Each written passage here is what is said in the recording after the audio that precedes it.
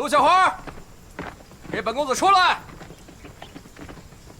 陆小花，我出去看看。嗯。陆小花，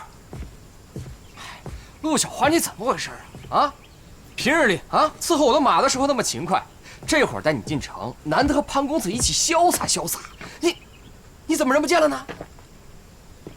公子，今日难得休息，我想和家人待在一块儿。哎呀，陆小花，哎，你虽然长得像个女人，但你好歹是个男人，男人是不着家的，懂吗？我相信你难得跟我出去潇洒一回，你阿姐也不会反对的，对吧？对吧，安姑娘？对吧？我不去。陆小花，你别给脸不要脸啊！你可还记得，你全家的奴婢都在我的手上呢。公子，您大人有大量，跟我这没长大的阿弟置什么气啊？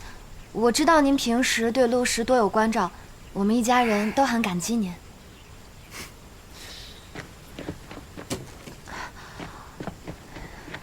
这菌子您收下，虽然对您来说不值几个钱，但是肯定比城里的要新鲜很多。